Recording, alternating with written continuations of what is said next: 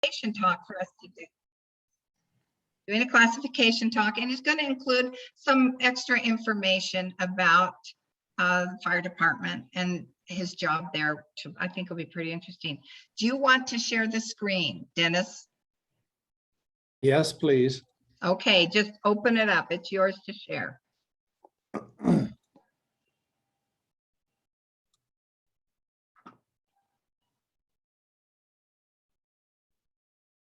All right. Everybody see my screen? How'd I do? Yep, good. Good Looks job. perfect. All right, great. If everybody could just mute, I get a little feedback from some people. Thank you. I have started my timer because I've been given 20 minutes, and I'm going to honor that and save a little bit of time for questions at the end. Here's my contact information down at the bottom right, my personal cell, my work cell, and my email. If anybody ever wants to contact me, I'm excited about this. A little bit about me. I was born and raised in Boise. I'm a fourth generation Boisean. My great grandfather actually worked on the Capitol building. They were Masons, my great grandpa, grandpa, and dad. But I didn't want to be a Mason very, very bad after carrying Hod for a few years. I worked for Boise Fire Department. I was hired when I was 21 years old as a firefighter there. Boise's quite a bit larger fire department, 20 fire stations, over 300 firefighters. I went to Boise State University, got my associate's degree in fire science there. And then I went on to Northwest Nazarene University in Nampa and graduated with a business degree there. And then I went to the National Fire Academy in Emmitsburg, Maryland for 4 years and received my executive fire officer and my certified fire officer. I was on the school board in Boise.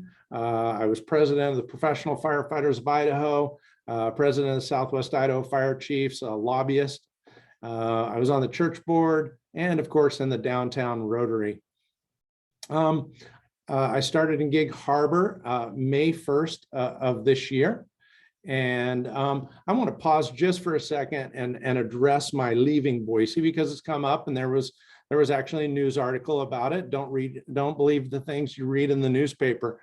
I'll just give you a quick Reader's Digest version of what happened in Boise. I was there, I worked for the mayor there, who was mayor for 16 years. He appointed me and I was the fire chief for 12 years. We were very close and I worked directly for him.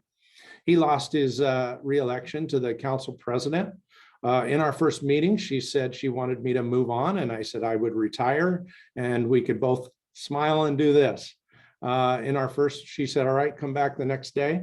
The next morning, she gave me a piece of paper that said, you're on administrative leave. You have 2 hours to clean out your office.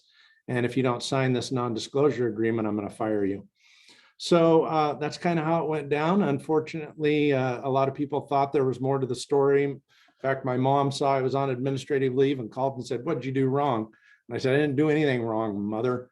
So, that's what happened. That's all it was. But, I'm ready to move on. I'm ready to be here. I started as the fire chief May 1st this year, and I'm excited to be here. And my wife and I love to be here. We've moved into Cannerwood, and we have never felt more welcomed or wanted, other than that one newspaper article.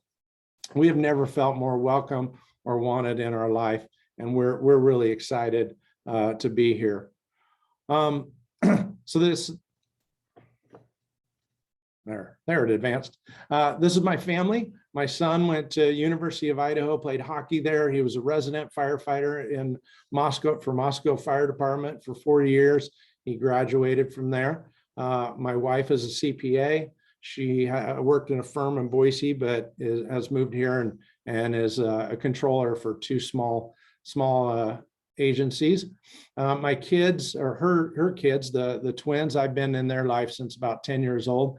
Aiden and Skylar. Skylar's actually moving here next week. So my wife is going to Boise tomorrow to pick her up. And so if anybody has a job for a 19-year-old, let me know. So let me get into the fire department just a little bit and tell you a little bit more about them and what we do. Our fire department was started in 1945 after a fire in 1944 that destroyed several businesses downtown. There was a meeting called by John Finholm at Honest Joe's Cafe, which is now Anthony's, where I hear we meet. I haven't been there yet, but so that started the fire department.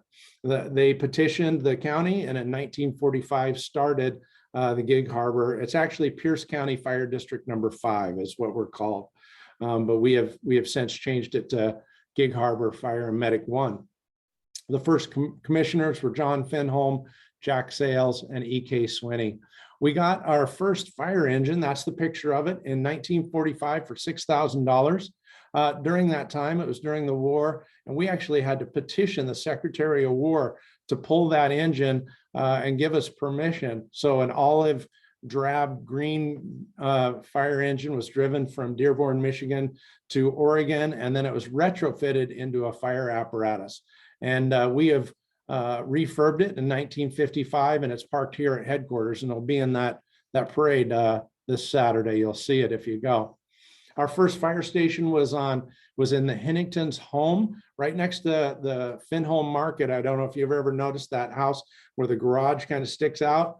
That was the first firehouse. It was in somebody's house, and they used to go through the stairs, through the living room, down into the garage to take that fire engine out. Then the first fire station was built in 1949, where the Gig Harbor Yacht Club is. And then in 1973, we started hiring our first firefighters. This is our organization. We have a 5-member board of commissioners: Alex Wilsey, Tom Sudage, Kevin Enzi, Joe Irvina, and Bryce Nelson. I work for the fire commissioners, and they appoint me. I have 4 assistant chiefs. We have about 130 employees in the Gig Harbor Fire and Medic 1. This is our response area. It's the entire peninsula, everything south of the Kitsap line, including Fox Island. You can see where our fire stations are. Then there's 9 fire stations in Gig Harbor, but only 5 of them are staffed. So this was once a fully volunteer fire department, about 120 volunteers at one time. But we've been changing over the years. To be a volunteer, the standards didn't used to be very high. It was, come once a week to a meeting and you were a volunteer. Well, through the years, those standards grew, because if we're going to send you into a residential structure fire, you need to be highly trained. And just life has gotten busy over the years, and it's been very difficult to keep volunteers all over the nation, not just here. So our community's changed, and we're down to only 2 volunteers in Gig Harbor Fire and Medic 1. The rest are all paid. One firefighter is a retired Gig Harbor firefighter, and he volunteers so that he can deploy on wildland fires. So we're down to 1 volunteer. So we only have 5 staff fire station of the 9 fire stations in our community. We have 5 fire engines. They're staffed with 3 firefighters in each of those fire engines. And then we have 3 ALS transport paramedic ambulances. And we run about 7,000 calls annually in Gig Harbor. So Gig Harbor Fire and Medic 1, it's more than just a fire department. Fire is our middle name, but we, like I said, do paramedic transport, hazardous materials, water rescue, technical rescue, auto accidents, wildland firefighting. We talked about being deployed out in the West, and we do that too.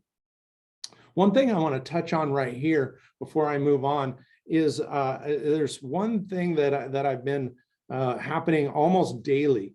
A lot of people don't understand that we are a fire district. We are not part of the city. We're not part of the county. We're our own fire district. And because of that, we have almost no authority. And let me tell you what that means. Most people think that the fire department does burn bans. We don't do burn bans. That's the county and the city. We don't do ordinances. We have no ordinance authority. So we don't have any, that's all the city, county, and state. If burn complaints, that we have no authority other than to come and mitigate your emergency. We have no plan check reviews. We don't inspect buildings. Almost that all lies with the city and the county. In fact, we don't even do arson investigation. That lies with the county. fire marshal. So that's something that's unique here. It was way different in Idaho. As a city fire chief, we had all ordinance and authority, but we have no real authority other than to come to your emergency. That all authority relies with the city and county. One of the things that I've instituted here with our department is really talking about wow customer service, I call it. It's about trying to empower our employees, and I call it wow customer service. It is the natural human reaction you have when a service is delivered beyond your expectations. We talk about it each and every day, that when we leave your home, when we leave you, the only thing that you can say is, wow. And I tell our firefighters, this is your one and only rule. If you think of it and it helps someone, then do it. Your imagination is the only thing holding your back. You'll see our firefighters out in the community. This is photos of our firefighters mowing a lawn.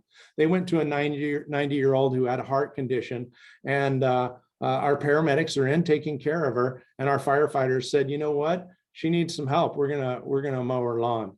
And that's delivering wow customer service. Not long ago, a widow was trimming her shrubs, fell off her ladder and broke her arm. Our firefighters came, they stroked her head, they treated her like their mother. They started an IV, they took away the pain, they transported her to the hospital, but they knew that she was a widow, and they went back and they trimmed her shrubs and they put it all away.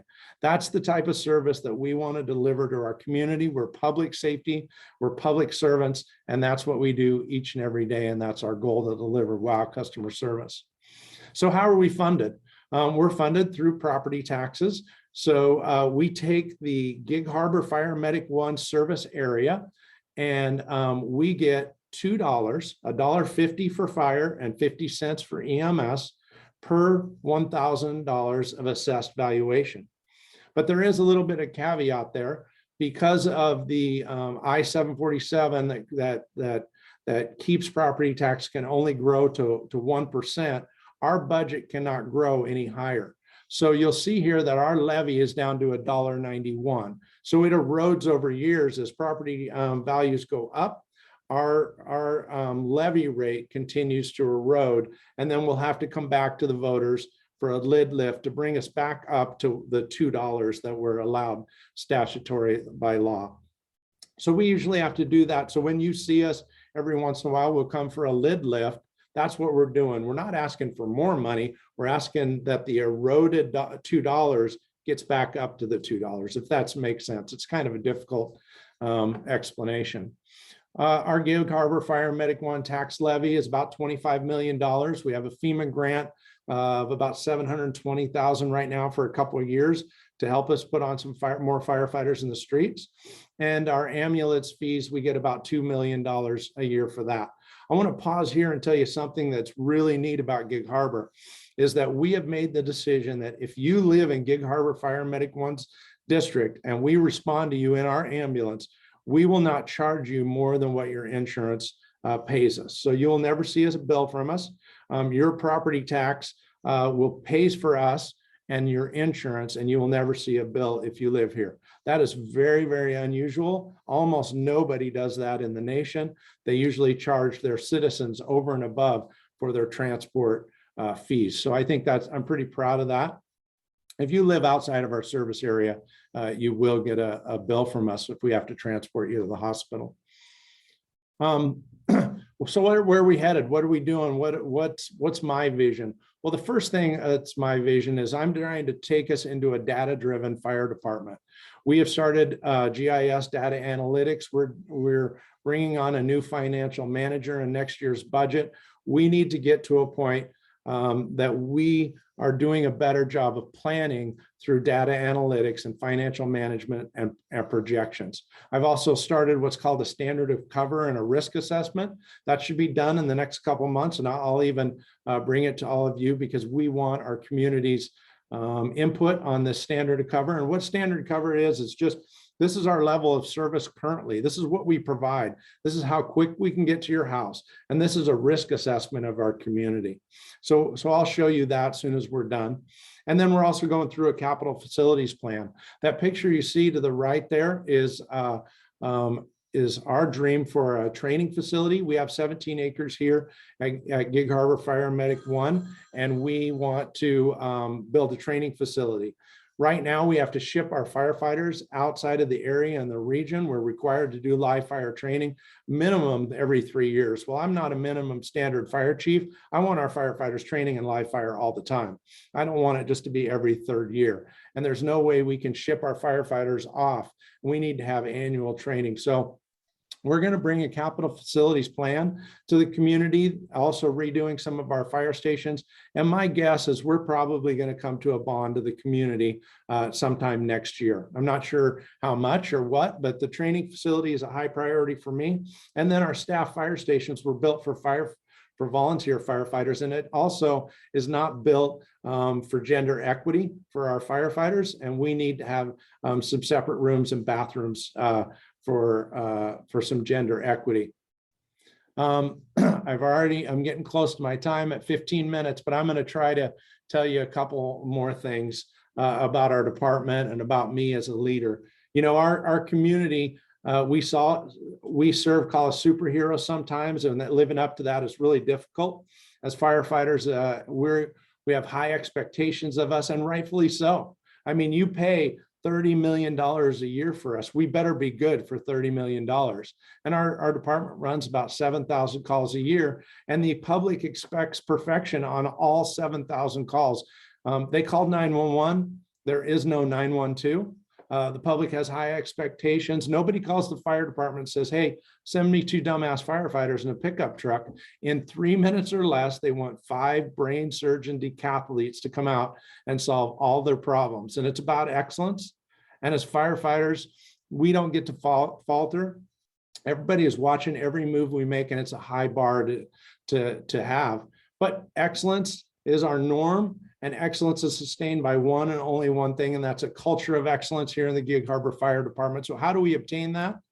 First, we care more than others think is wise. Second, we risk more than others think is safe. We dream more than others think is practical, and we expect more than others think is possible.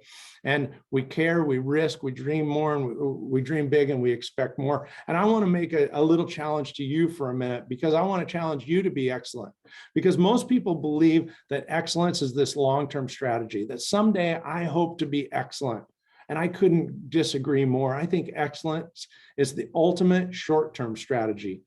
Excellence is your next 5 minutes. Excellence is your next conversations. Excellence is your next meeting.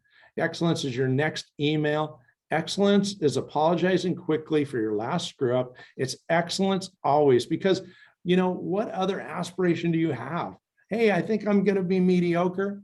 And if you're not going to choose excellence today or right now, when are you going to choose excellence? Because this is what I challenge my firefighters each and every day for. You know, we've had a difficult day.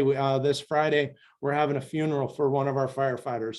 I've gone through this in Boise. I had one member of my crew die, and another firefighter that I was hired with, both suffering from PTSI.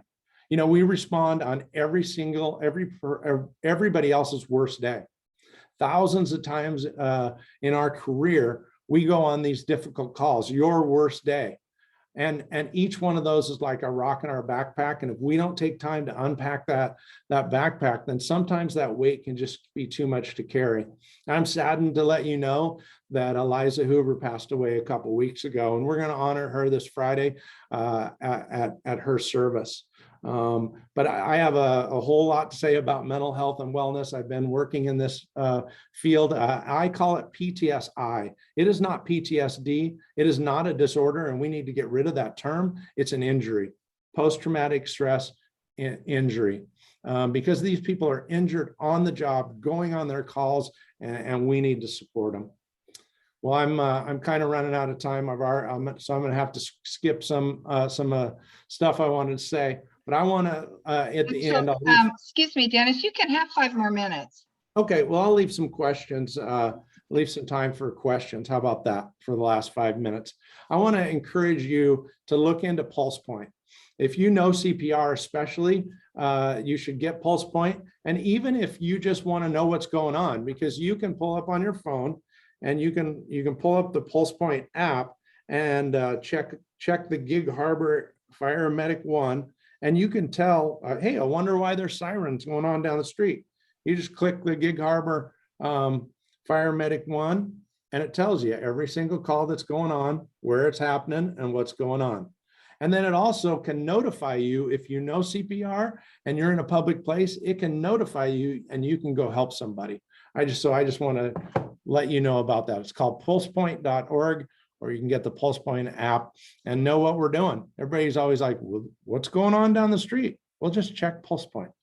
Anyway, I'm going to leave some time for questions, and then I could talk for a couple hours. So I tried to give you the Reader's Digest version. How about I pause for questions, Lana?